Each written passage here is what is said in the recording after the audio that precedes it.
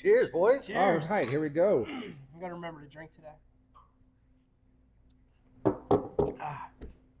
Yeah. Oh, that's good. Sorry, threw me off. Welcome to Beer and the Wait, you drank and it threw you off now. Yeah. Last week you forgot to drink. We're getting there, folks. We're getting there. Where We'll have it back up to speed. Just give us one more week. Can you fix this all in post? Just take it from here. No, we go. Okay. We're rolling. One take. Well, welcome to Beer and the Wilmington Brewers podcast, where we let you know what's going on in the tap room each week.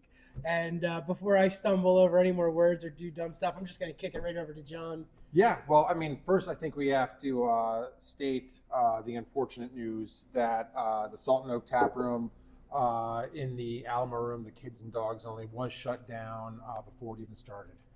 Yeah, I'm sad. I thought it was going to work out, but the powers that be, they don't think it's a good idea. So The powers that be said, April Fools. I'm sorry, what? what?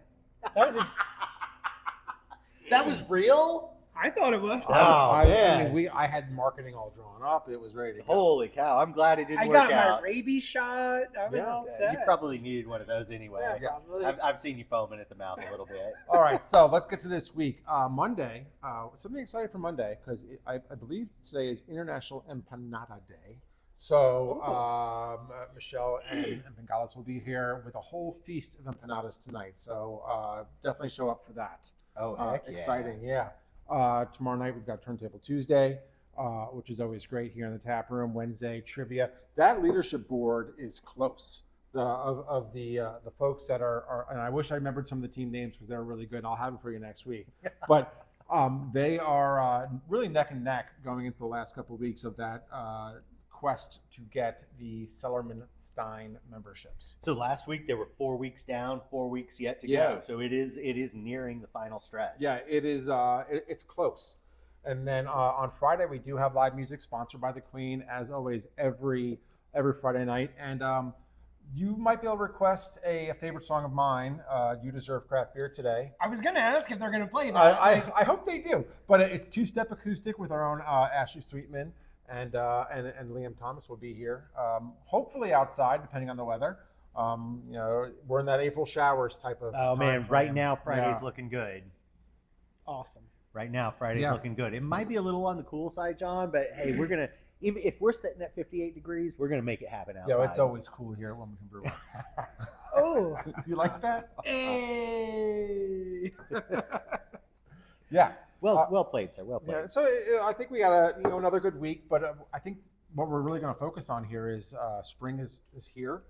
The sun will hopefully make a return, and we will have outdoor drinking and outdoor eating of WBW hummus and more. So you're telling me the arc that I started building in our back parking lot, that's not needed anymore? We can wait there, Moses. All right.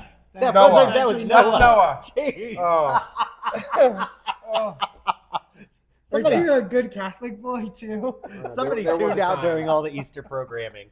Okay, but for beer, guys, Let's for talk beer, about it's we're getting into the spring lineup, and one of the craziest things for me in a spring lineup of beer is producing a Marzen. Yeah. Every year in March, we have to make a Marzen beer. Marzen is just German for March, but that is also very commonly known as the Oktoberfest style of beer is a Marzen. We do have our Marzen. I hope I have draft space to get it out this weekend. Yeah. If that's the case, you guys are going to see Umlaut back on tap. Another one of my favorites. If it's a crispy boy, man, I'm gonna hammer that thing all weekend. So look for the Marzen back out there again. Also, Draftsman, one of our collaborations with the Coin downtown. That's back out. If you guys have not had an opportunity to find Woohoo Brew out in the wild, and it's I guess natural habitat, right? Natural habitat. You find Mr. Celery out at the ballpark. Yep. That is where Woohoo Brew is. Yeah, so that's if where you you'll find have Woohoo not if you have not found Woohoo Brew out in its natural habitat, by all means get a ticket. Yeah. Take the family out. Take me out to the ballgame. Take me out to the ballgame. That's exactly right. What else? Oh yeah, we still have yet to find space to get our Blackberry Vanilla Duvet out. Yeah.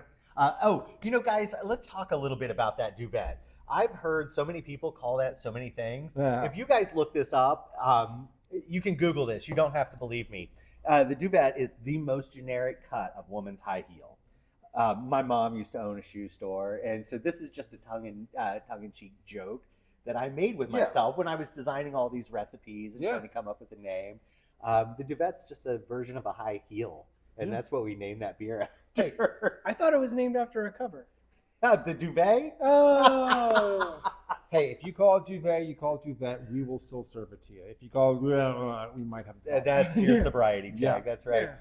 You know, I had a great time talking to somebody about superfluous nomenclature the other day too. Superfluous? They couldn't quite get it out. Yeah. It was awesome. yeah, it's fun. Yeah. So if I'm giving you guys a hard time and I'm behind the bar, please don't take it personally. Yeah. I just have a good time trying to listen to everybody pronounce these playfully pretentious names that we've come up with.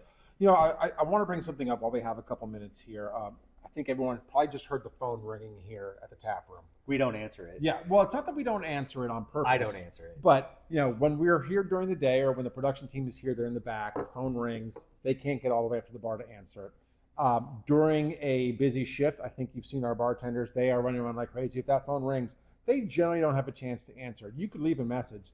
It goes to our email. The best thing to do if you have a question about anything, go to the website, go to the contact us form. There are all kinds of different things that you can email us about, whether it's buying kegs, you want to do something in the tap room, you want to rent the Alamo room, you want us to come to an event that you're having. There's a whole bunch of different ways for you to contact us digitally. That's the best way to do it. If you call and we answer, you're lucky. That's absolutely. We're not ignoring you, but we just don't have the ability to do it. Case in point. Yep. Yeah. We're tied up. Yeah. Wait, no. We just chose not to. So, Guys, did you hear about the exciting new stuff that happened last week? I hear there's new rules coming out. there are some new rules. There has been a rule promulgation from the OABC Sounds like commissioner. another beer. Yeah, sounds like another beer. This is really exciting news. The commissioner is proposing to allow for limited distribution of beer by independent craft breweries. That's us. That's us. That's yeah. us.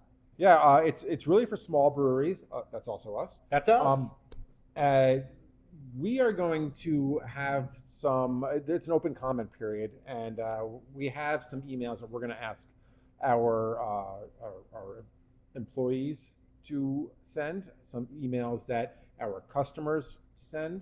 Whether you're a individual customer or a business customer, we could certainly use your help here. The entire Brewers Guild has been working really hard. So a big shout out to the Brewers Guild, who's been working to push this regulation change through. From national all the way down to our state. So Yeah. both the Brewers Association and the Delaware Brewers Guild have been involved in this. It's fantastic.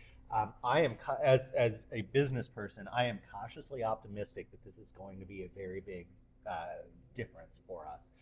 At the very least, what it allows us to do is have sort of a face and an ability to create a relationship with retailers. Yeah. And that's the biggest change for us right now, is that it's not really, it's not really us creating a relationship through a friend, through our distributor, right? But it's us creating the relationship directly, us being able to be responsive to, like, if a bar wants our beer, I'm able to get them the latest and greatest, and The freshest, I think, is the biggest thing freshest, for man. a local restaurant that's a mile, 2 miles, 4 miles from Wilmington Brew Works here in the city of Wilmington, to have a wider selection of product, a fresher selection of product, the ability to have us come out and do tap takeovers and really engage with them. all sorts of fun stuff. Yeah. Not tied to a middleman, not tied to a broker, really. Yeah, So better pricing for the end consumer as well. that Yeah. you cannot help but have that sort of net impact. Yeah. More competitive pricing when it comes right down to it. Yeah. So, like I said, I'm cautiously optimistic. The devil is always in the details, and anytime you open up a whole new wing of your business, there's you have to proceed with a little bit of apprehension on how we do this. Yeah, But there's going to be a lot of regulatory compliance that we'll be doing, and that's one thing that I think we're pretty good at. But we're looking for you guys' help. Yeah. If you're interested, please reach out. Grab me when you're in the tap room and let me know that you'd like to be behind a little bit of an email push. Actually, and- what I'm going to do here is I'm going to push one other thing. On our website, right on the front page, there's email sign up. Click please that, do sign up for the email. We all know social media is getting metered and harder to get out. This is a way for you to get news directly from the source from us when we have events coming up and we have new beers going out. We don't spam too much. I'm going to try and limit it to once. I try and limit it to once a month at most with some pertinent news. But we'll be sending something out via that email list to get your engagement. So thank you. And then once again, you guys heard all the beers that we're going to be releasing next week. Once again, I want to say, please contact us with if you have a beer that you've loved that I or Ryan and I have not made in a long time. We'd love to make you guys happy. So just Craig, don't say that. Don't phrase it like that. I know it's going to open up a can of worms, isn't it? No, I'm trying to. Ryan will make you happy. Yeah, that's what I do. I'm just going back Fixer. to. I'm going back to the catalog. There's a lot. Sedentary Maelstrom. Oh man, I keep wanting to get that Formidable black opposition. Formidable opposition. Yeah, I keep wanting to get that black IPA and then the Pecans. barley wine. Yeah, Pecans, yeah. We had some good ones back in the day. I mean, every once in a while, someone's going to break out an experimental station, which, by the way, was by design a one-time thing. Yeah, those are supposed to be one-offs. They're experiments. Yeah. Oh, experimental station number 3 was my favorite.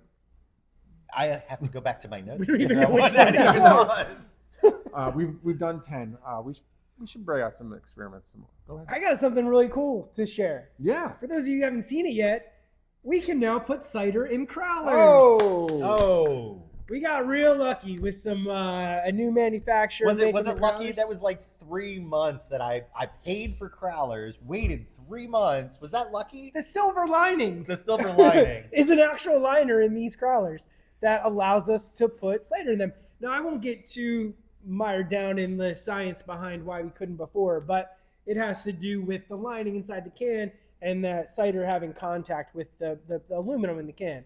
Specifically, some molecules in cider that are inherent in that fermentation. Yeah, because you don't want to open up a can of cider and have it smell like sulfur. That's not good. So that's why we didn't put cider in crowlers. But guess what? We can now. So anytime we have cider on tap, you want to take it home, you don't just have to do a growler. You can now do the crowler. All right. That's a good place to leave it. Perfect. I have this much beer left. I've been saving it for a cheers. Cool. Well, Right here thanks it for is. tuning in. We'll see you all in the tap room. All right. Cheers. See you guys.